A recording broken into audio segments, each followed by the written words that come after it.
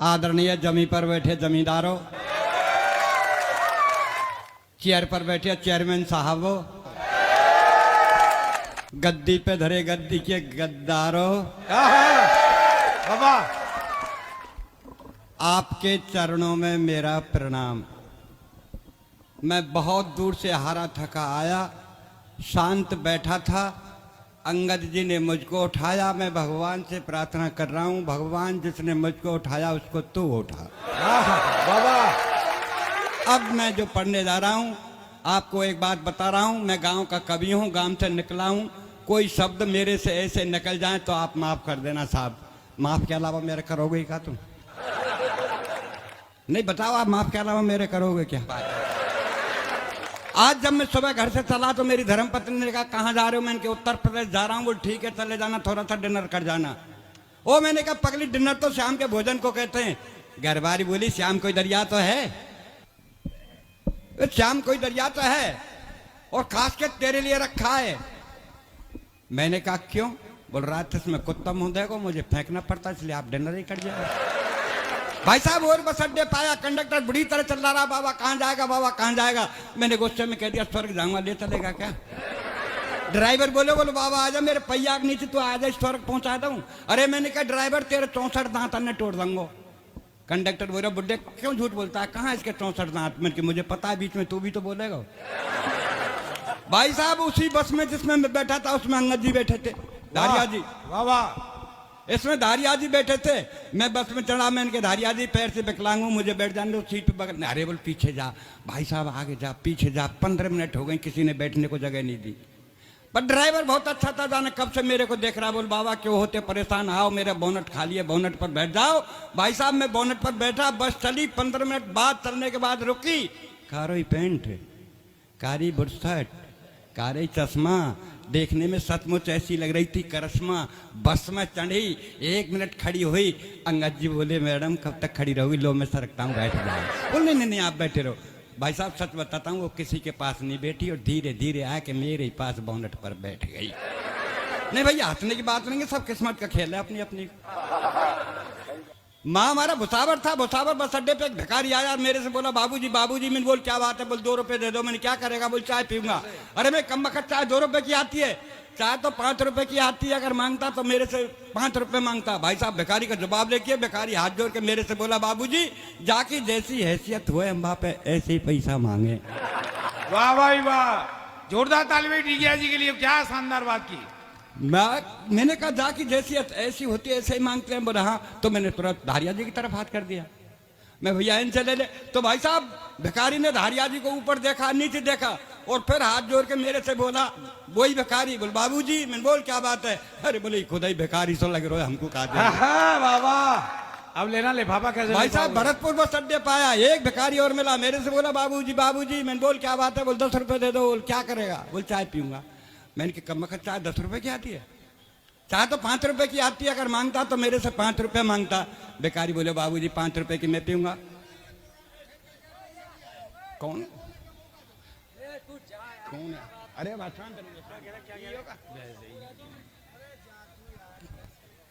मैंने कहा भिखारी से, देखो जी ज्वार में घोड़ार गांव में मोड़ा एक हाथ मिलते ही रहते थे अपन को। भिखारी से कहा मैं कि भाई साहब चाय 10 रुपए की आती है, चाय तो 5 रुपए की आती है, अगर तुम्हें लेना तो मेरे से 5 रुपए ले। भाई साहब भिखारी का जवाब देखिए, भिखारी मेरे से बोला बाबूजी 5 रुपए की मैं पीऊंगा, 5 रुपए की मेरी प्रेम का तो पिएगी। अरे मैंने कि तू भिखारी होकर के प्रेम का रखता है? बोले भाई के चक्कर में भिखारी बनी हो नहीं, मैं तेरी तरह पहले महलाल में ही रह लो। और भाई साहब जब मैं ठीक आपकी बस्ती में आया तो मुझे किसी ने नजर उठा करके नहीं देखा, वहां एक डॉक्टर साहब ने देखा। बोले भाई साहब कहाँ के हो? मैं राजस्थान का। कहाँ जा रहे हो? मैंने कब सम्मेलन। बोल कभी हो? मैं हाँ। बोले यार आप कहीं कभी हो, आप तो बीमार हैं। अरे मैं डॉक्टर साहब मैं बीमार नहीं हूँ। अरे बोल मैं डॉक्टर हूँ, मेरा विश्वास करा, आप में खून नहीं है, खून चेक करा ले। मैं डॉक्टर साहब जब खून नहीं है तो चेक क्या कराऊं? अरे बोलो अपना ब्लड प्रेशर चेक करा ले। अरे मैं डॉक्टर साहब जब ब्लड ही नहीं है तो प्रेशर कहाँ से होगा? और ब्लड प्रेशर के बारे में मैं खूब जानता हूँ। जब मैं हाई स्कूल में था मेरा ब्लड हाई था, इंटर किया तो मध्यम रह गया, और जा दिन ते घर वाली आई डॉक्टर साहब आ दिन ते लो चल रहा है। भाई साहब डॉक्टर साहब ने सरंज उठाई, मेरे लगाई, डॉक्टर साहब के पसीना।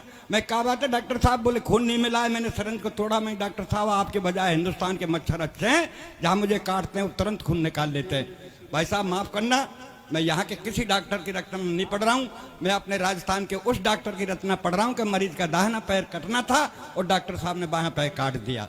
यह सत्य घटना है कि एक मरीज की अंतिम चल रही थी घड़ी, एक मरीज की अंतिम चल रही थी घड़ी और डॉक्टरों की भीड़ घेरे खड़ी। तो डॉक्टर साहब मरीज से बोले, बोल भैया तेरी अंतिम इच्छा वो तो बता जा। मरीज बोला डॉक्टर साहब मेरी अंतिम यही इच्छा कि मेरी जगह तू मर जा। बाबा मरीज बोला वो डॉक्टर साहब मेरी अंतिम यही इच्छा है कि मेरी जगह तू मर जा। तो डॉक्टर साहब हो गए नाराज। मरीज बोला हजूर आप क्यों होते नाराज, मेरी विनती पे दीजिए ध्यान, आप तो इस कलयुग के साक्षात भगवान। डॉक्टर बोला कैसे?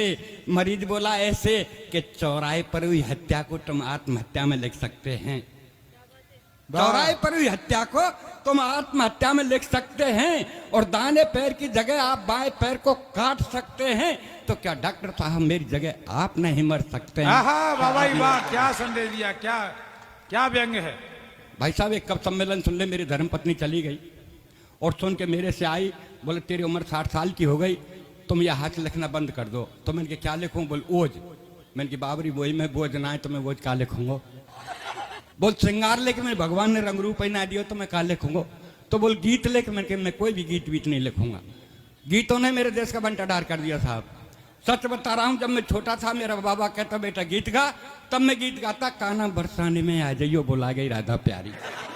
ये छोटे की बात है, जब छोटा था मेरा बाबा कहता गीत गा, तब मैं गीत गाता काना बरसाने में आ जाइयो बोला गई राधा प्यारी। और आज मेरे नातित्य कहूँ कि बेटा जरा गीत गाना, तो पता क्या गाता है? सर काले खटिया जाडो लगे, दाढ़े में बलमा प्यारो लगे। ऐसे से गीत चले था। ये गीत तो ऐसा चलो बोल तू ना मिली तो हम जोगी बन जाएंगे। अरे मैंने मिल गई तो का कुआं में गिर के मर जाएगा।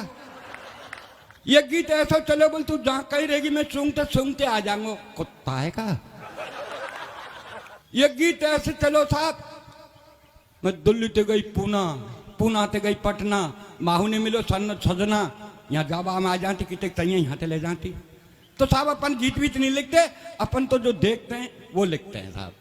सुबह सुबह का वक्त, मस्जिद की अजान और मंदिर की झालर कितनी लगती है प्यारी, और चाय का प्याला लेके मेरे चार पाई के पास खड़ी घरवारी। बोली यदि सुनते हो?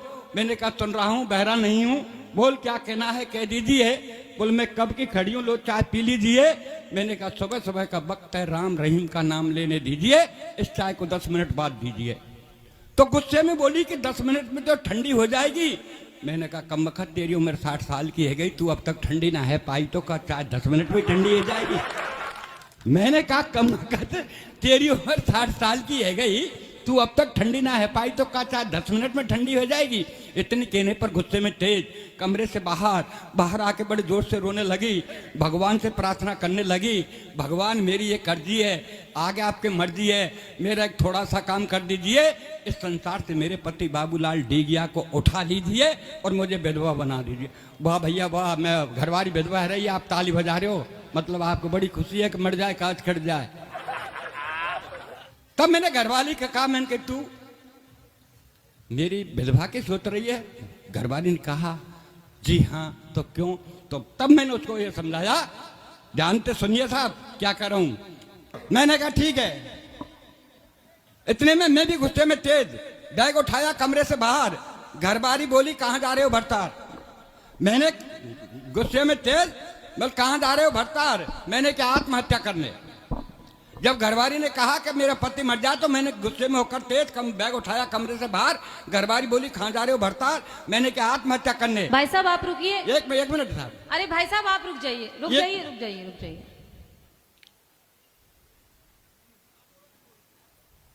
घरवाली ने कहा जब विधवा के, मैंने कहा तो मैं गुस्से में तेज बैग उठाया कमरे से बाहर, घरवाली बोली कहां जा रहे हो भरतार? मैंने कहा आत्महत्या करने। बोला आत्महत्या करनी है तो जल्दी कर लीजिए, ये भी आपके हित में होगा, और 4 दिन पीछे मरा तो तेरा दाह संस्कार नहीं होगा। मैं बोला कैसे? घरवाली बोली ऐसे कि मैं देख रही हूँ ये पर्यावरण का सीजन, और जब खाने पकाने को नहीं तो तुझे जलाने को कहां से लाऊंगी? ईंधन तुझे जलाने को कहां से? अच्छी लगी तो ताली ठोको, जाते आगे और बढ़ाऊं। अच्छी लगी मैंने कहा तू मेरे ईंधन की फिक्र मत कर, तेरा ध्यान किधर, मैं समझाता हूँ इधर। ठीक मेरे मरने के बाद शमशान घाट जाना और 5 हीटर रख के घर चली आना, बेटे को समझाना, बेटे जाना बटन दबाना, पापा को जला के घर चले आना। बोल ठीक है, तेरे मरने के बाद शमशान घाट जाऊंगी, 5 हीटर रख के चली आऊंगी, बेटे को समझाऊंगी, बेटा जाएगा बटन दबाएगा और तुझे जला के घर चला आएगा। पर तू जलने के बाद पता नहीं स्वर्ग या नरक जाएगा, पर इस महंगाई में जो 5-5 हीटरों का बिल आएगा उसे का तेरा बाप चुकाएगा, उसे का तेरा बाप चुकाएगा। बहुत और लीजिए खुशी साहब, शनिवार के दिन मेरी और धर्मपत्नी की मुठभेड़ हो गई साहब।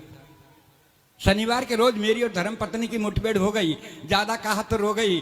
बोली ए पिया, जब से तेरे घर में पैर दिया तब से दुख पा रही हूं, अब तेरे नारों मैं के जा रही हूं। हम ठहरे सद्दाम हुसैन जो बात पर अड़ गए, और ज्यादा कहा तो सद्दाम की तरह हम भी समर्पित हो गए। मैंने कहा प्राणों के प्यारी तू मैं के मज्जा में मरूंगा, तेरी जितनी डिमांड पूरी करूंगा। बोल मेरी क्या डिमांड पूरी करेगा? हिंदुस्तान के लोग अपनी अपनी पत्नियों को हिंदुस्तान घुमाते हैं, आप हमें कहीं नहीं ले जाते, हमें तो किसी जंगल की सैर करा दे।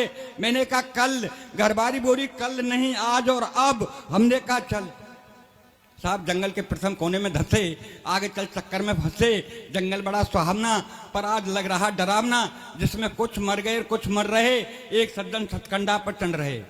मैंने दी दुहाई, ठहरना भाई, आप ये क्या कर रहे हैं? बोल भाई साहब हम पढ़े लिखे बेकार, अपने घर से बेजार, अपने माँ बाप का बेचकर मकान और दुकान इस सतखंडे से कूद के मर रहे हैं। ये डिग्रीधारियों का हाल है साहब। बहुत खूब। जंगल के दूसरे कोने में चीख चिल्लाहट कोलाहल के बादल मंडरा रहे थे, और तीसरे कोने में चंद्रशेखर, सरदार मौलाना भगत सिंह बीच में बैठा बापू रो रहा था। तीसरे कोने का तो हाल ही बेहाल था, एक तरफ को चंद्रशेखर, मौलाना आजाद, सरदार भगत सिंह बीच में बैठा बापू रो रहा था। तो घरवाली का स्वाभिमान जगा, बोले क्या हो रहा है बाबा? बोल बेटी कुछ नहीं, मेरे हिंदुस्तान में कुछ लोग धर्मनिरपेक्षता में धब्बे लगा रहे हैं, उन धब्बों को आंसू से पूछ रहा है ये तेरा बाबा। तो देख या हाल और घरबारी बोली तत्काल, देख या हाल और घरबारी बोली तत्काल। बोल पिया अब मेरा व्याकुल है जिया, वापस घर को चलना। ओ मैंने कहा प्राणों के प्यारी, अब तो एक ही बचा है कोना। जब हम जंगल के चौथे कोने में आए, डर के मारे याद करने लगे भगवान, साक्षात सामने से आ रहे हनुमान। मैंने कहा बाबा जय बजरंग बली। हनुमान बोले हिंदुस्तान के नेतान के आगे भैया मेरी कछु ही नहीं चली। वो मैंने कहा बाबा जय बजरंग बली। हनुमान बोले हिंदुस्तान के नेतान के आगे मेरी कछु नहीं चली, मैं तो केवल अपना जीवन यापन कर रहा हूँ। और देख मेरे तन पे तार नहीं, एक लंगोटी में रह रहा हूँ, एक लंगोटी में रह रहा हूँ। मात्र अब आपको 2 मिनट की रचना सुनाऊंगा, भले आप बताओ ताली चाहे मत बजाओ, पर गौर से सुनना उसको साहब। स्वागत है। मेरा 6 वर्षीय बच्चा दौड़ता हुआ मेरे पास आया था। 6 वर्षीय बच्चा दौड़ता हुआ मेरे पास आया और बोला, बोले पापा पापा गजब हो रहा है, अपनी कॉलोनी में जलने वाला रावण अब की बार नहीं जल रहा है। अरे मैंने कहा नहीं बेटे, रावण जलेगा, ऐलान हो चुका है, पर वो ऐसे वैसे नहीं, राम के बाण से जलेगा। अरे बोले पापा सच मान, रामचंद्र जी खूब चला रहे हैं बाण, फिर भी नहीं जल रहे श्रीमान। तो बच्चे को लेकर साथ में रामलीला मैदान में आया और देखकर दृश्य में चकराया। राम चला रहे थे बाण, रावण के चेहरे पर मुस्कान, उनके मुख से एक ही आवाज, मैं नहीं जलूंगा आज। तब एक सज्जन भीड़ में से दहाड़ता हुआ रावण को पुकारता हुआ बोले, रावण तू नहीं जलेगा तो क्या तेरा बाप जलेगा? तेरे बदन में लगे पटाखों से हम लोगों को मजा आएगा। रावण घुर्राया, 10 शीशों को उसकी तरफ घुमाया और बोला, बोले मूर्ख तू कहां से आ रहा है? मुझे हर साल जलता देखता है, फिर भी तेरा पेट नहीं बढ़ता है, और अगर तुझे जलना ही देखना है तो कश्मीर चला जा, संबुचा संप्रदाय की आग में जल रहा है, जलना ही देखना चाहता है तो कश्मीर। वाह वाह वाह वाह वाह जी, ले गया जी, कमाल। तब सड्डियों का लेकर सहारा में ऊपर तक टंडा, धीरे से रावण के कान में कहा कि भैया रावण जल जाओ, ये जनता परेशान है, दिल मत दुखाओ। रावण बोला मुझे बेवकूफ मत बनाओ, आप अपने घर जाओ। मैं बोला क्यों? मैं बोला क्यों? रावण बोला यूं का अध्यापक परीक्षार्थी रोडवेज वाले ये साल भर में 4-4 बार करते हैं, इसलिए दशहरे का दिन आज हम भी हड़ताल करते हैं। वो मैंने कहा भैया तेरा मांग पत्र हो तो मुझे बताओ, मैं रामचंद्र जी से तेरा समझौता कराता हूं। कि रामचंद्र जी से मेरा समझौता? मानव है, मानवता आपकी जात है, मुझे राम से नहीं राम के भक्तों से शिकायत है जो बिना कारण मुझे हर साल जलाते हैं। अगर तुम्हें जलाना है तो दहेज के दानव को जलाओ, जलाना है तो दहेज के दानव को जलाओ, और भी जलाना है तो इस कुर्सी की खातिर जीने मरने वालों को जलाओ, और भी जलाना है तो अपने स्वार्थ हेतु इस वतन के बेचने वालों को जलाओ, और भी जलाना है तो कन्या का जन्म लेने से पूर्व पेट में मारने वाली बेटी के हत्यारे बाप को जलाओ। आहा, ऐसे वाह, हत्यारे वाह। बाप को जय हो, बहुत बहुत धन्यवाद।